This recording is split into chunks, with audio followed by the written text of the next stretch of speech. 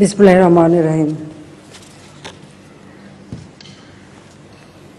অমর একুশে এই গ্রন্থমেলার বা বইমেলার মাননীয় সভাপতি, উপস্থিত আমাদের সহকর্মীবৃন্দ, কূটনৈতিক মিশনের প্রতিনিধিবৃন্দ, বাংলা একাডেমির সম্মানিত ফেলো, জীবন সদস্যবৃন্দ, বাংলা একাডেমি মহাপরিচালক এবং কর্মকর্তা কর্মচারীবৃন্দ, লেখক, প্রকাশক এবং উপস্থিত সুধীমণ্ডলী, আসসালামু আলাইকুম।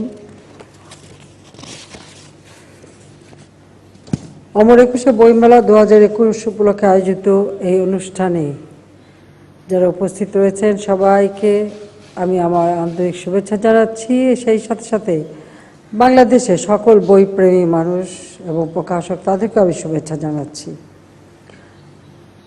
ভাষা আন্দোলন, মায়ের ভাষায় কথা বলবো, সেই অধিকারটা প্রতিষ্ঠা করতেও আমাদেরকে রক্ত দিতে হয়েছিল, সংগ্রাম করতে হয়েছিল।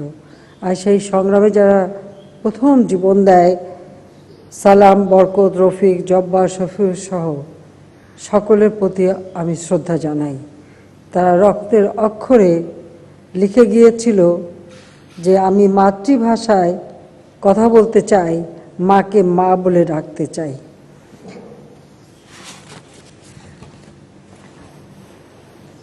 মার্চ মাসে আমাদের এই অনুষ্ঠানটা হচ্ছে, যদিও সবসময় ফেব্রুয়ারি মাসের প্রথমে করা হয়, কিন্তু 1 ফেব্রুয়ারি এবার আমরা শুরু করতে পারিনি, কারণ করোনা ভাইরাসের প্রাদুর্ভাবের কারণেই আমাদের একটু সময় নিতে হলো। কারণ আমরা যখন টিকাদান শুরু করব, এই টিকাদান শুরু করার পর আমরা মনে করলাম যে একটু সময় নিয়ে আমাদের দেখা দরকার কী অবস্থা হয়। যদিও এই মার্চ মাসেই করোনা প্রাদুর্ভাব দেখা গিয়েছিল, আবারও সেই প্রাদুর্ভাব একটু বৃদ্ধি পেয়েছে, সেই জন্য সবাইকে আমি বলবো যে আপনারা একটু সাবধানে থাকবেন। কিন্তু তারপর মার্চ মাস আমাদের জন্য কিন্তু অনেক গুরুত্বপূর্ণ একটি মাস। সেই মার্চ মাসে এই বইমেলার অনুষ্ঠান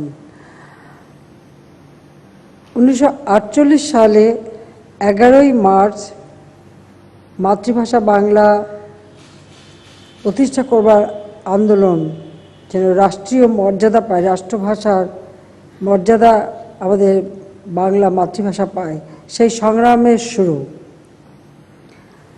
এই মার্চ মাসের 7ই মার্চ সেই ঐতিহাসিক ভাষণ সর্বকালের সর্বশ্রেষ্ঠ বাঙালি জাতির পিতা বঙ্গবন্ধু শেখ মুজিব দিয়েছিলেন। 17ই মার্চ জাতির পিতা বঙ্গবন্ধু শেখ মুজিবের জন্মদিন, 26শে মার্চ আমাদের স্বাধীনতা দিবস। 48-এ ভাষা আন্দোলন থেকে শুরু করে প্রতিটি সংগ্রামের তিনি কিন্তু নেতৃত্ব দিয়েছেন, অগ্রণী ভূমিকা পালন করেছেন।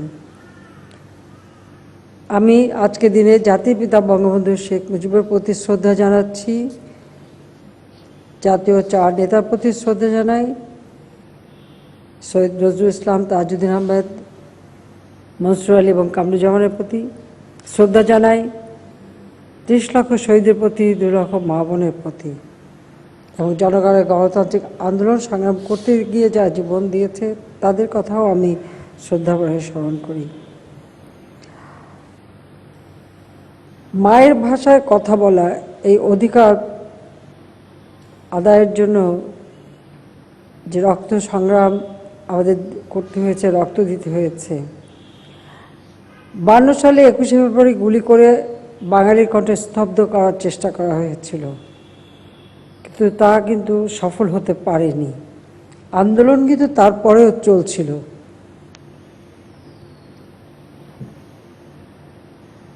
যুক্তফ্রন্ট নির্বাচন হয় 54 সালে, কিন্তু বাঙালিদের আসলে ক্ষমতায় থাকতে কখনোই পাকিস্তানিরা দেয়নি। খুব অল্প সময়ের মধ্যে এমার্জেন্সি ডিক্লেয়ার করে সেই সরকারকে বিদায় দেওয়া হয়। এরপর 56 সালে আওয়ামী লীগ সরকার গঠন করে। যখন আওয়ামী লীগ সরকার গঠন করে তখনই যে শাসনতন্ত্র রচনা করে, সেখানে বাংলাকে রাষ্ট্রভাষার মর্যাদা দেওয়ার স্বীকৃতি দেওয়া হয়। 21শে ফেব্রুয়ারি শহীদ দিবস ঘোষণা, এটা কিন্তু সেই 52 সালে বঙ্গবন্ধু শেখ মুজিবুর রহমান যখন মুক্তি পান এবং আরমানিটোলা ময়দানে যখন সভা করেন, তখনই দাবি তুলেন 21শে ফেব্রুয়ারিকে শহীদ দিবস হিসেবে ঘোষণা করার, কিন্তু সেই ঘোষণাটা আওয়ামী লীগ সরকারই দিয়েছিল এবং সরকারি ছুটিও দেওয়া হয়, শহীদ মিনার করবার প্রকল্প নেওয়া হয়, অর্থ বরাদ্দ দিয়ে কাজও শুরু হয়। তবে বাঙালি ভাগ্যটাই ওরকম ছিল যে 58 সালে যখন মার্শাল হলো তারপর তো সেগুলি সবই নষ্ট হলো। কাজে আমরা আমাদের সবসময় দেখি যে আমরা মাতৃভাষায় কথা বলার অধিকার থেকে শুরু করে 6 দফা আন্দোলন, তারপর আমাদের স্বাধীনতা অর্জন, অনেক রক্তের বিনিময় আমরা পেয়েছি, অনেক সংগ্রামের মধ্য দিয়ে পেয়েছি। বাংলা ভাষা প্রচলন করবার, বাংলা ভাষাকে আরও শক্তিশালী করা, এটা একান্তভাবে দরকার। কারণ আমরা যত ভাষাই শিখি না কেন, মায়ের ভাষায় যে শিক্ষাটা আমরা নিই সেই শিক্ষাটাই হয় আসলে মূলত প্রকৃত শিক্ষা। তবে এখানে একটু দুঃখের কথা বলে রাখি, রাষ্ট্রভাষা বাংলা এই আন্দোলনে জাতিপিতা বঙ্গবন্ধু শেখ মুজিবের যে অবদান রয়েছে, একসময় বাংলাদেশের ইতিহাস থেকে সেটা কিন্তু মুছে ফেলার চেষ্টা করা হয়। এটা হচ্ছে অত্যন্ত দুর্ভাগ্যের বিষয়। এবং আমাদের অনেকেই জ্ঞানী গুণী বুদ্ধিজীবী, তাদেরও কথা ছিল উনি তো জেলে ছিলেন, উনি আবার আন্দোলন কি করলেন, কিন্তু উনি জেলে ছিলেন কেন, তিনি জেলে গেলেন কেন? 48 সালে যখন তারই প্রস্তাবে ভাষা সংগ্রাম পরিষদ গঠন হয়, তার পূর্বে তিনি 48 সালের 4 জানুয়ারি ছাত্র সংগঠন ছাত্রলীগ প্রতিষ্ঠা করেন এবং তারই প্রস্তাবে সংগ্রাম পরিষদ গড়ে ওঠে এবং 11ই মার্চ আন্দোলনের সূচনা, এবং সেই দিনই সহ আরও অনেক ছাত্রতা গ্রেপ্তার হয়। আর এরপর মানে পাকিস্তান নামক দেশটা তৈরি হওয়ার 7 মাসের মধ্যে 3বার তিনি গ্রেপ্তার হয়েছিলেন। আর তারপরে দীর্ঘ কারাবাস, 49 সাল থেকে 52 সাল পর্যন্ত তিনি বন্দী ছিলেন। কিন্তু বন্দিখানা থেকেও কিন্তু তিনি যোগাযোগ রাখতেন ছাত্রদের সঙ্গে, এবং এই তথ্যগুলি আপনারা পাবেন। কারণ আমার মনে হয় যে উদ্যোগটা আমি নিয়েছিলাম 96 সালে সরকার আসার পর, যে বঙ্গবন্ধু শেখ মুজিবের বিরুদ্ধে পাকিস্তানি ইন্টেলিজেন্সের কী কী রিপোর্ট আছে, যখন আমি জানতে পারলাম যে সেগুলি এখনও রক্ষিত আছে, তাই আমি সেগুলি সব সংগ্রহ করি এবং সংগ্রহ করে সেটা এখন আমি প্রকাশ করছি। Secret documents of intelligence branch on father of the nation Bangabandhu Sheikh Mujibur Rahman. পৃথিবীর ইতিহাসে কোথাও আমার মনে আজ পর্যন্ত কোনো দেশে কোনো নেতার বিরুদ্ধে ইন্টেলিজেন্সের যে সিক্রেট ডকুমেন্ট তা কিন্তু প্রকাশ করা হয়নি। আমি যখন এই ডকুমেন্টগুলি হাতে পাই তখন আমি দীর্ঘদিন এর উপর কাজ করি। আমার বান্ধবী কবি সাংবাদিক বেবি মওদুদ আমার সাথে ছিল, আমরা দুজন মিলে বসে প্রায় 20 বছরের মতো বলতে গেলে এর উপর কাজ হয়। এরপর আমি সিদ্ধান্ত নিয়েছি যে এগুলি আমরা প্রকাশ করব এবং সেটা প্রকাশ হয়েছে। কাজে 1948 সালের থেকে নিয়ে 71 সাল পর্যন্ত এই ডকুমেন্টস দেওয়া আছে। আমরা ইতিমধ্যে 7 খণ্ড প্রকাশ করেছি, 8, 9 এবং 10 তৈরি আছে। কাজে এগুলি পড়লে এর মধ্যে থেকে অনেক ইতিহাস জানা যাবে, অনেক কথা জানা যাবে, যে তার বিরুদ্ধে যে সমস্ত রিপোর্ট আছে সেই রিপোর্টে কিন্তু প্রকাশ হয়ে যায় যে তিনি বন্দিখানায় থেকেও কীভাবে ছাত্র নেতাদের সঙ্গে যোগাযোগ রাখতেন এবং আন্দোলন সংগ্রামের নির্দেশনা দিতেন, এবং সেই নির্দেশনা অনুযায়ী কিন্তু সেই আন্দোলন সংগ্রাম চলে। আমরা কিছুক্ষণ আগে জাতির পিতার আরেকটি বই আমার দেখা নয়া চীনের ইংরেজি অনুবাদ, এই ইংরেজি অনুবাদের নামটা একটু পরিবর্তন করা হয়েছে, নিউ চায়না 1952, অর্থাৎ 1952 সালে বঙ্গবন্ধু শেখ মুজিব যখন চীন ভ্রমণে গিয়েছিলেন একটা শান্তি সম্মেলনে যোগ দিতে, তখন ঢাকা থেকে যেতে হলে এখান থেকে বার্মা অর্থাৎ বর্তমানে মিয়ানমার, তারপর হংকং হয়ে তারপর চীনে পৌঁছাতে হতো। প্রতি জায়গায় কিন্তু পরবর্তী মানে যাত্রা বিরতি ছিল পরবর্তী প্ল্যানের জন্য। কিন্তু এই যাত্রা বিরতির সময় সব জায়গাগুলিতে যে দেখেছেন সেখানকার সামাজিক অবস্থা, সেখানকার একেবারে কৃষক, শ্রমিক, নারী সহ সকলের অবস্থা সব কিছু যদি তিনি খুব পর্যবেক্ষণ করেছেন, অতি অল্প কথায় এর ভিতরে খুব চমৎকারভাবে তার বর্ণনা দেওয়া আছে। সেই সাথে সাথে মানে আমাদের নিজেদের দেশের কথা, আমাদের সংস্কৃতির কথা, আমাদের ভাষার কথা, সে কথাও কিন্তু তিনি লিখেছেন এবং বাংলা একাডেমি এটা প্রকাশ করেছে, সেজন্য ধন্যবাদ জানাই। এবং কিছুক্ষণ আগে এটা আমরা মুক্ত করা, আমি আশা করি এটা সকলের কাছেই গ্রহণযোগ্য হবে। অসমাপ্ত আত্মজীবনী আপনারা জানেন যে প্রায় 13টা ভাষায় কিন্তু সেটা অনুবাদ হয়েছে এবং আরও কতগুলি ভাষায় সেটা অনুবাদ হচ্ছে। এবার কারাগারে রোজ নামচা, সেটা ছিল 66 সাল থেকে 68 সাল পর্যন্ত তার কারাজীবনের 68 সাল পর্যন্তই কারাজীবনের স্মৃতির কিছু লেখা আছে। কাজে এই লেখাগুলির মধ্য দিয়েও কিন্তু অনেক ইতিহাস আজকে জনগণের কাছে স্পষ্ট হয়ে এসেছে। কাজে আমি এটুকু বলবো, আমি বেশি সময় নেব না, কারণ এই করোনা ভাইরাসের কারণে বেশি কিছু বলে সময় নষ্ট করা উচিত না। তো আমি মনে করি যে এই লেখাগুলির ভিতর থেকে কিন্তু বাংলাদেশের অভ্যুদয়ের ইতিহাসটাও চমৎকারভাবে বেরিয়ে এসছে। এই সিক্রেট ডকুমেন্ট যেটা তার বিরুদ্ধে লেখা, সেখান থেকে কিন্তু অনেক সত্য, অনেক তথ্য বেরিয়ে এসেছে। আমি আশা করি এর পূর্বে যারা বঙ্গবন্ধুকে ভাষা আন্দোলনের ইতিহাস থেকে মুছে ফেলার চেষ্টা করেছিলেন, তারা বোধহয় নিজেদেরকে শুধরে নিতে একটা সুযোগ পাবেন। যাক, আমি বলবো যে এই করোনা ভাইরাস অনেক ক্ষতি করেছে মানুষের, কারণ সবার জীবনযাত্রাটা প্রায় স্থবির হয়ে গিয়েছিল। তবে আমরা বাংলাদেশের চেষ্টা করেছি যে যেভাবে হোক আমাদেরকে মানুষের জীবন যাত্রা যাতে সচল থাকে তার ব্যবস্থা নিতে হবে। সেজন্য আপনারা জানেন যে আমরা বিশেষ প্রণোদনা ঘোষণা দিয়েছি। আর এই প্রণোদনা ছাড়াও প্রধানমন্ত্রীর কল্যাণ তহবিল থেকে এদেশের মানে শিল্পী, এদেশের বিভিন্ন শ্রেণী পেশার মানুষ, সংস্কৃতিসেবী সকলকে আমরা চেষ্টা করেছি সহযোগিতা করতে। এমনকি আমি শিল্পকলা একাডেমি থেকে তালিকা নিয়েছি, আমি আমাদের মানে সংস্কৃতি মন্ত্রণালয় থেকেও তালিকা নিয়েছি এবং সেখানে আমরা সমগ্র বাংলাদেশে এখানে প্রায় সাড়ে সাত হাজার শিল্পী, তাদেরকে আমরা কল্যাণ তহবিল থেকে আর্থিক সহায়তা দিয়েছি। তাছাড়া অন্যান্য শ্রেণী পেশা যারা তাদেরকেও, অর্থাৎ সরকারি ঘোষণা ছাড়াও প্রধানমন্ত্রী কল্যাণ তহবিল থেকে এই সহযোগিতা দেওয়া হয়েছে। তাছাড়া সংস্কৃতি মন্ত্রণালয় থেকেও কিন্তু এই সহযোগিতা আমরা দিয়েছি।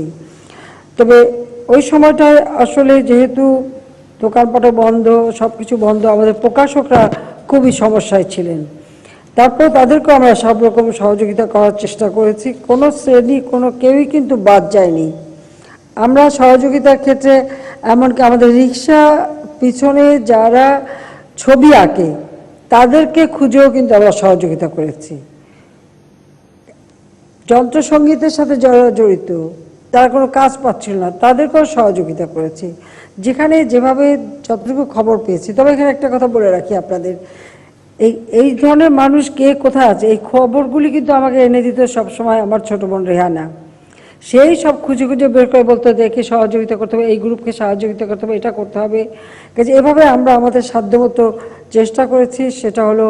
এবং আমরা একেবারে গ্রাম পর্যায় পর্যন্ত আর্থিক প্রণোদনা দিয়ে গেছি যাতে মানুষের জীবনটা যেন একেবারে স্থবির না হয়ে যায়। আর সেই সাথে আরেকটা বলেছি যে আমাদের খাদ্য উৎপাদনটা যেন বৃদ্ধি করার সব প্রচেষ্টা অব্যাহত থাকে। আর কিছু না হোক পেটে খেলে পিঠে সয়, এটা একটা কথা আছে, সেটা যেন থাকে, সেই ব্যবস্থাটা আমরা করি। আজকে আমাদের 21শে ফেব্রুয়ারি শুধু বাংলাদেশের না, আপনারা জানেন যেটা আন্তর্জাতিক মাতৃভাষা দিবস হিসেবেও স্বীকৃতি পেয়েছে এবং সেটাও খুব একটা বিশেষ ব্যাপার যে সালাম এবং রফিক নামে দুইজন প্রবাসী বাঙালি এবং তারা মিলে এবং আরও কয়েকটি দেশের কিছু ভাষাপ্রেমী তারা এক হয়ে ভালোবাসি মাতৃভাষা এরকম একটা সংগঠন করে তাদের একটা প্রচেষ্টা ছিল 21শে ফেব্রুয়ারিকে আন্তর্জাতিক মাতৃভাষা দিবস ঘোষণা করা যায় কিনা। আমরা জাতিসংঘ তাদেরই কথায় অনুরোধে আমি জাতিসংঘে আমরা এই প্রস্তাব নিয়ে আজকে সেটা এখন 21শে ফেব্রুয়ারি শুধু বাংলা ভাষা না, সারা বিশ্বের মাতৃভাষা সংরক্ষণের এবং মাতৃভাষা চর্চার জন্য এখন আমরা এটা স্বীকৃতি পেয়েছি, যার জন্য আমরা আন্তর্জাতিক মাতৃভাষা ইনস্টিটিউটও একটা গড়ে তুলেছি। কাজে নিজের মায়ের ভাষাকে মর্যাদা দেওয়া এটা যেমন দরকার, আবার অন্য ভাষাকে জানাও দরকার। সেই জন্য অনুবাদ আমাদের একান্তভাবে দরকার। এই জন্য বাংলা একাডেমিকে সবসময় আমি অনুরোধ করেছি যে অন্যান্য দেশের সাহিত্য যেন আমরা জানতে পারি, কারণ একটা সাহিত্যের ভিতর থেকে মানুষের জীবনযাত্রাটা জানা যায়, তাদের সংস্কৃতি জানা যায়, তাদের ইতিহাস জানা যায়, অনেক কিছু জানার একটা সুযোগ থাকে। আমরা রাজনীতি করি, বক্তৃতা দিয়ে অনেক বক্তৃতা অনেক কথাই বলি, সেই কথাগুলি মানুষের মন ছুঁয়ে যায়, কিন্তু তার থেকেও বেশি মন ছোঁয় সাহিত্যের ভিতর দিয়ে। সাহিত্যের ভিতর দিয়ে কোনো বার্তা যদি আমরা মানুষের হৃদয়ে পৌঁছতে পারি, তো সেটা স্থায়িত্ব কিন্তু অনেক বেশি হয়, আবেদনটাও বেশি হয়। দ্বিতীয়ত যে সাহিত্যের মধ্য দিয়ে একটি দেশের সার্বিক পরিস্থিতিটাকেও জানার একটা সুযোগ হয়, মানুষের জীবন মান সম্পর্কে জানা যায়, জীবনযাত্রা সম্পর্কে জানা যায়। সেই জন্য এটা খুব বেশি প্রয়োজন। তাছাড়া সাহিত্যের ভিতর থেকে ইতিহাস, সংস্কৃতি সব কিছুই তো আমরা জানতে পারি। সেজন্য এর উপর সবসময় ভাষার উপরে গবেষণা করা এবং অনুবাদ করা, এবং সেই জিনিসগুলি যেন মানুষের কাছে পৌঁছে যায়। আর বই পড়ার অভ্যাসটা অত্যন্ত গুরুত্বপূর্ণ। প্রত্যেকের জীবনে যদি বই পড়ার অভ্যাস থাকে তাহলে কিন্তু সময় কাটাতেও কষ্ট হয় না। যদিও এখন ইলেকট্রনিক ডিভাইস অর্থাৎ digital device, mobile phone tone এগুলি এত বেশি হয়ে গেছে, তো সেখানে কিন্তু এখন পড়ার সুযোগ আছে। এখন হয়তো একটা বই খুলে পড়তে হয় না, কিন্তু একটা আপনার ট্যাব অথবা বুকলেট অথবা ফোন অথবা যেভাবে হোক ইলেকট্রনিক ডিভাইসের মাধ্যমে আপনি পড়তে পারেন। তবে ব্যক্তিগতভাবে আমাকে যদি জিজ্ঞেস করেন কোনটা মনে করি, একটা বই হাতে নিয়ে বইয়ের পাতা উল্টে উল্টে পড়া, এর আনন্দটাই আলাদা। এটা কিন্তু ওই যন্ত্রের মধ্যে পাওয়া যায় না, যন্ত্রে আমরা পাই না।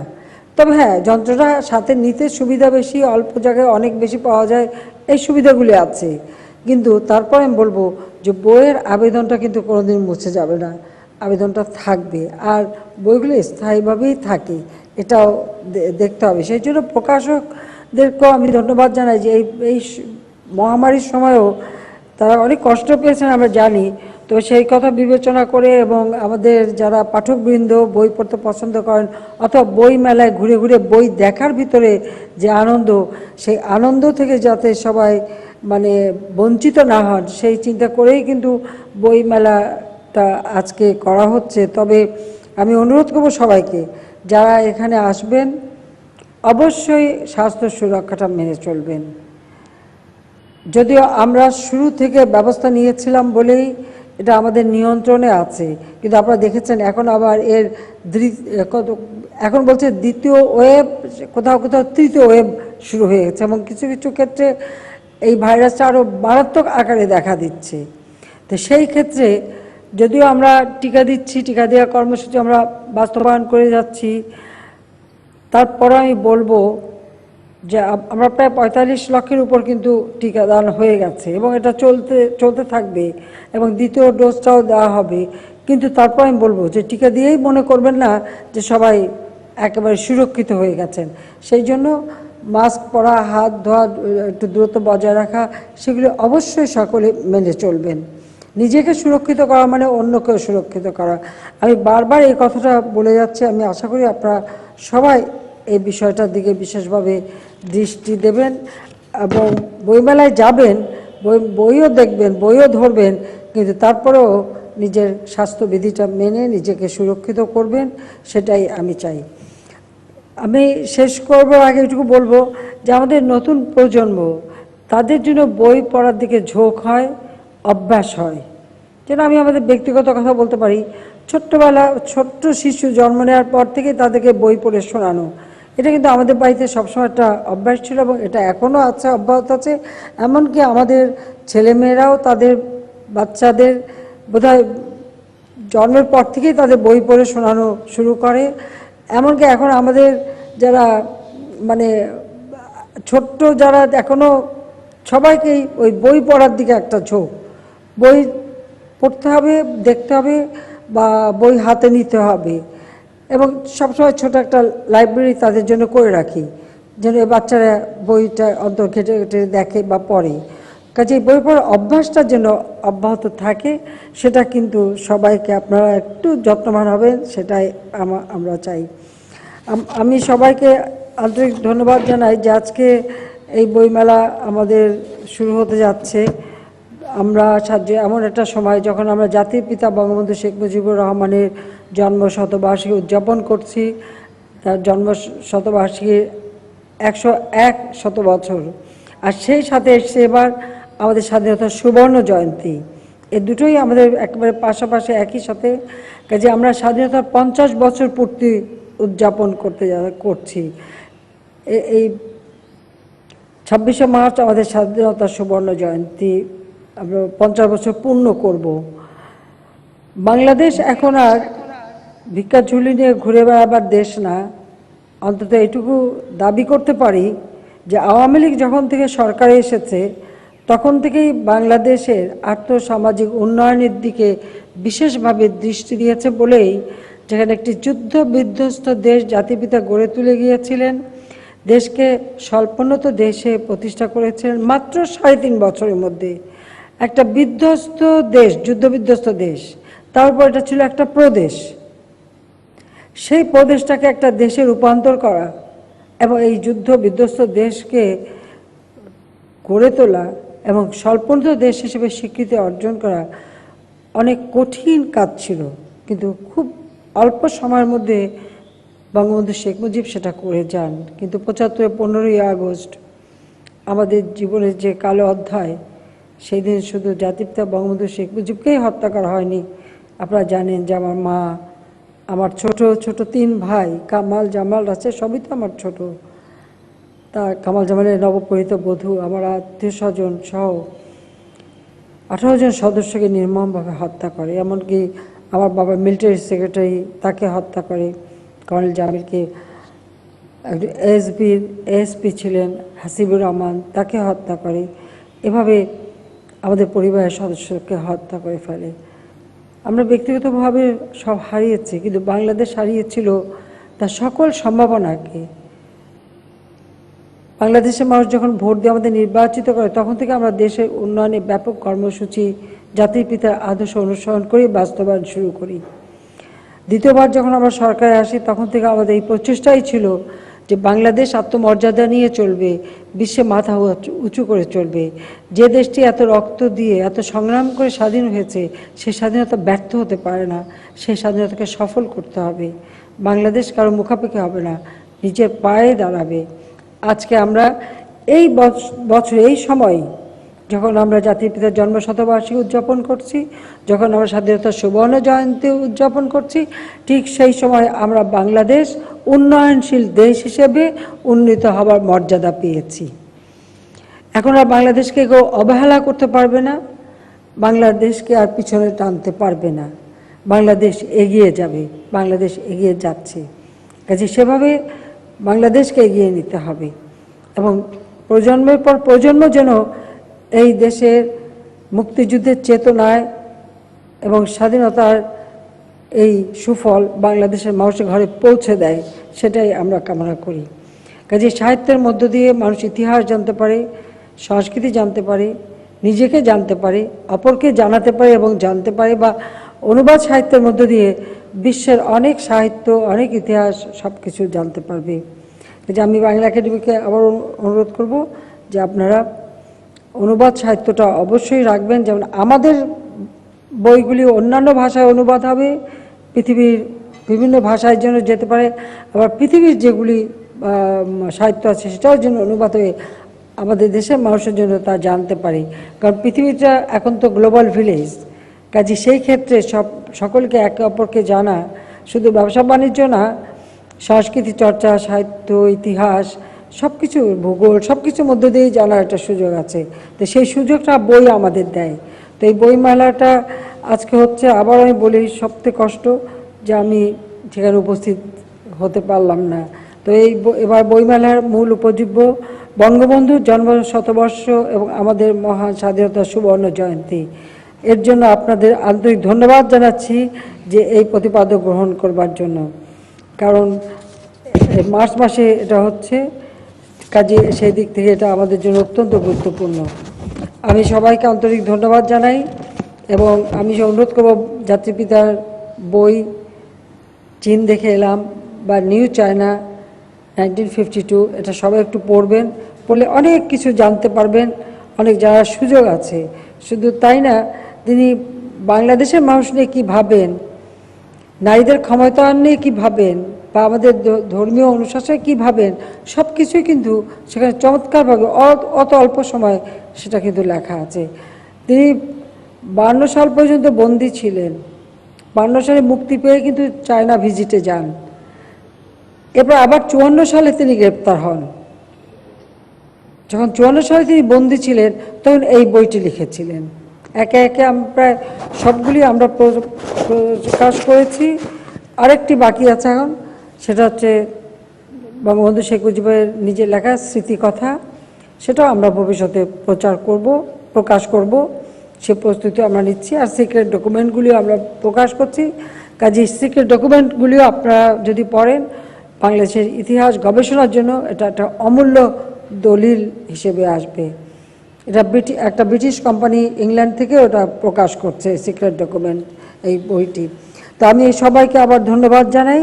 আসুন সবাই মিলে আমরা বই পড়া অভ্যাস গড়ে তুলি, আর আমাদের আগামী প্রজন্মকেও যেন উৎসাহিত করি, এবং বাংলাদেশ জাতির পিতার স্বপ্নের সোনার বাংলাদেশ হিসেবে শিক্ষায়, দীক্ষায়, অর্থনৈতিক উন্নয়নে, সাংস্কৃতিক উন্নয়নে, সর্বক্ষেত্রে সামাজিক ন্যায়বোধে আমরা এই দেশকে অসাম্প্রদায়িক চেতনায় ক্ষুধামুক্ত, দারিদ্র্যমুক্ত, উন্নত, সমৃদ্ধ সোনার বাংলা হিসেবে গড়ে তুলি।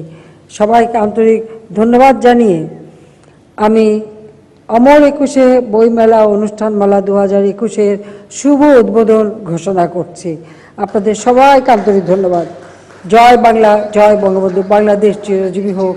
খোদা হাফিজ।